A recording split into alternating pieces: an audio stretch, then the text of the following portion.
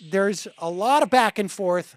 Was it how much is Congress constraining President Obama's ability to close Guantanamo, and to a certain extent, very much so. But on another extent, not so much. And the president... That's the question, is what can he do with Guantanamo unilaterally? I will tell you. That's why I come on this show, to learn from you. Wait, Sam. Was that rhetorical or not? No, I mean, no, it's not. I mean, I know there's a certain amount he can do, but again, I don't know exactly what he can do. So you're going to teach me right now. Exactly what he can do.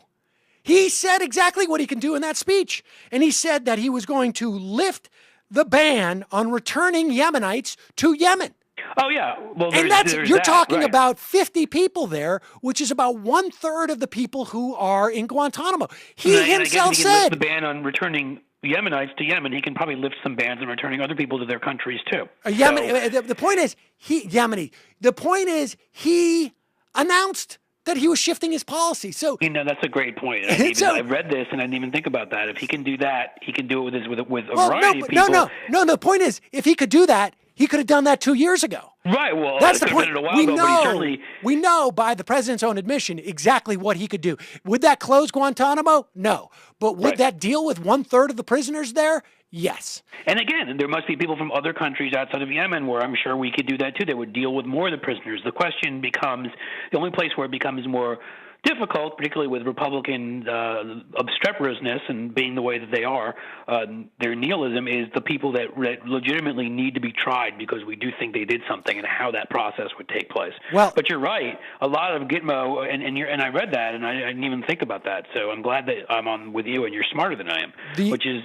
Well, I just read it somewhere myself. You're right. If he can do that with Yemen, why the hell can't he do that with frankly, that would close down 1/3 of it. But again, my guess is he closed down. I mean, remember that there were the Chinese Muslims that were there. I'm sure there were plenty of people from other countries that could just be sent back. The other problem is that, according to the administration and his own speech, was that he said something to the effect, even after we take these steps, where he talks about the steps that he can take unilaterally, he says how to deal with those Gitmo detainees who we know have participated in dangerous plots or attacks but cannot be prosecuted, for example, because the evidence against them has been compromised or is inadmissible in a court of law. In other words, the Bush administration tortured these people and got this information through torture or tainted. Generally, we still determine this country that's not admissible in a court of law. And good for us.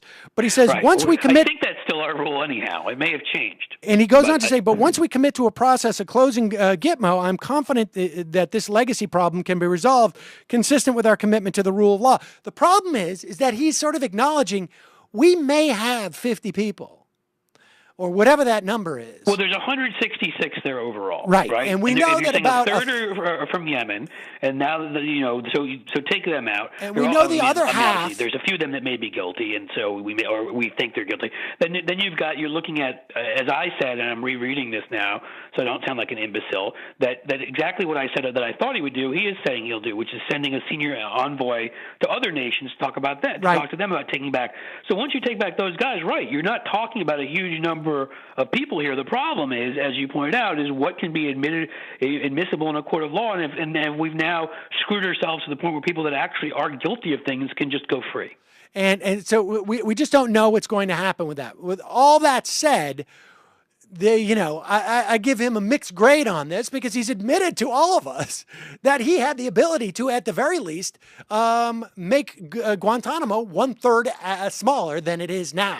But he is at least articulating a notion and putting some pressure on Congress to close this thing down.